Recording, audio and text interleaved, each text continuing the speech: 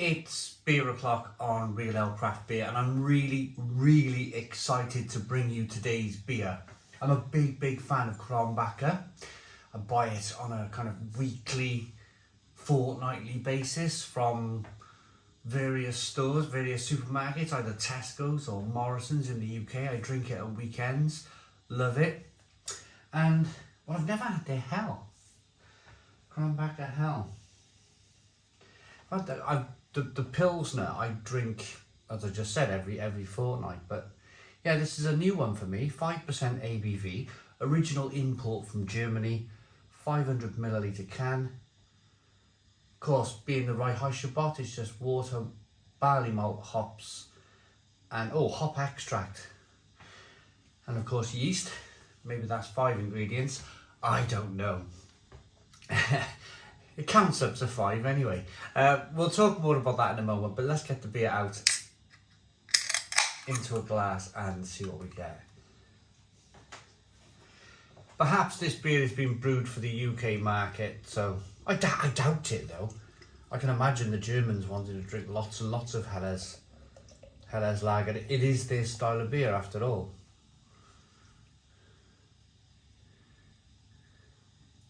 Maybe if it's the same thing. We'll talk about the German I'm getting myself all tied up in knots here. We'll talk about the German purity though, the Reinheitsgebot, in a couple of minutes. Let's concentrate on the beer first and foremost. So we've got a 3-finger white head. Good levels of carbonation. Slightly hazy, straw coloured lager. Lovely carbonation. Let's get the aroma on the beer then. Oh yeah. Yeah.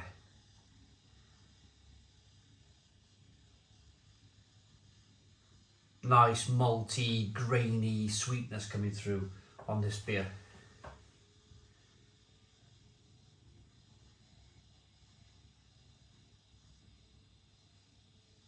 Smells really good.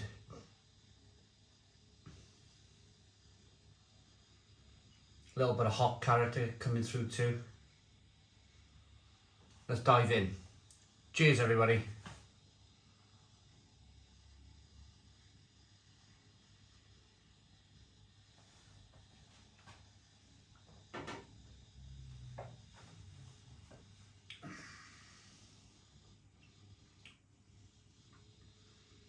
Yeah. Oh, stone the crows. Yes. Fabulous beer. Fabulous beer. Oh, that's good.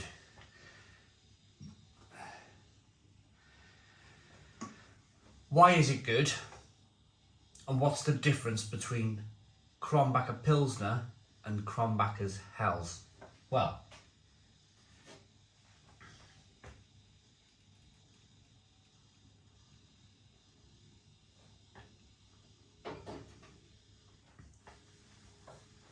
the difference for me is it's not as hoppy. My understanding with a Helles Lager is, say your regular Krombacher Pils. If you know Krombacher Pils, you know it's got a lovely grainy biscuity flavour and then it's got a lovely bitter finish on it. Well, a Helles has all that lovely graininess to it, but it's scaled back a touch with the hops. They've scaled it back so it's kind of not as bitter. So it's leaning slightly more into being a sweeter beer. But I just find them so drinkable, Helles Lagers. I mean, I could drink pint after pint after pint of it. And it is slightly less hoppy, slightly less bitter. So if you struggle a little bit with Pilsner, if you struggle with that, now some people would call it a harsh bitterness. If you're one of those people, then maybe try Krombacher's Hell. It's just kind of like dumbed down a little bit. It's more, am I okay to use the word mellow? more of a slightly kind of mellow beer, more kind of well-rounded, I'd say, and leaning into kind of more of a sweetness aspect of the beer. And that's, of course, that's from the malt.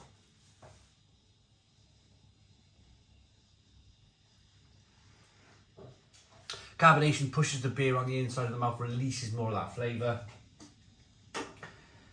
I'm not sure if this is a newer beer from Krombacher. Of course, their flagship Pilsner is terrific. I like their unfiltered Pilsner as well. That's also a very, very good beer. We got a Krombacher Dark to review soon. That's coming to the channel. I do like, big fan of Krombacher. They're a kind of independent, family-owned brewery at Krombacher, and I think they've done tremendously well. To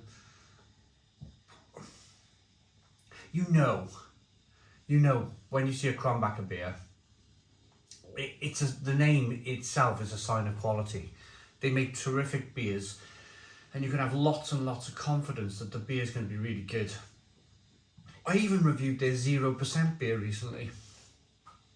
That wasn't too bad either. Rye Should we talk about the Rye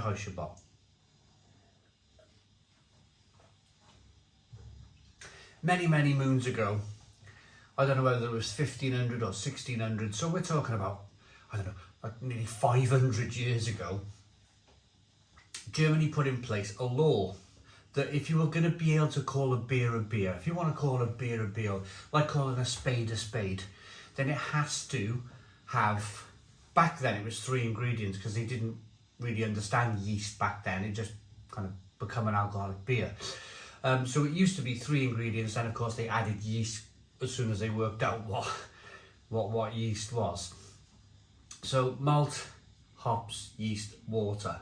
They are the only 4 ingredients by law in Germany that you can use to make a beer. If there's any more ingredients, then you're not allowed by law to call it beer. And I think that's brilliant, personally. I think that's brilliant. But the question I have here is that hops and then hop extract. Is it under the law that you're allowed to use hops and hop extract because it's part of the same ingredient? Is that what we're talking about here, to be able to still be able to comply with the Reinheitsgebot, the German purity law? Because it certainly says beer on the front of the can.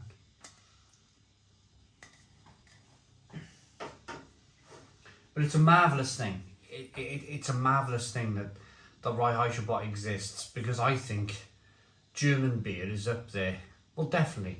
Czech beer, German beer, Belgian beer. The Brits were alright.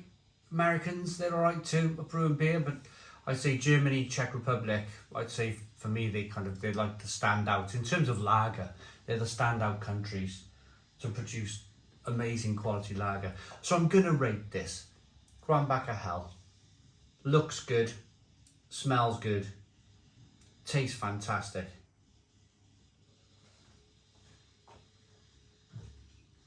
I really like it. I like that enough to give it a Stone the Crows 9 out of 10. 9 out of 10 from Real Ale Craft Beer. Please put your comments in the comments box, subscribe to our daily beer and food reviews, give us a big fat thumbs up. Boom, cheers.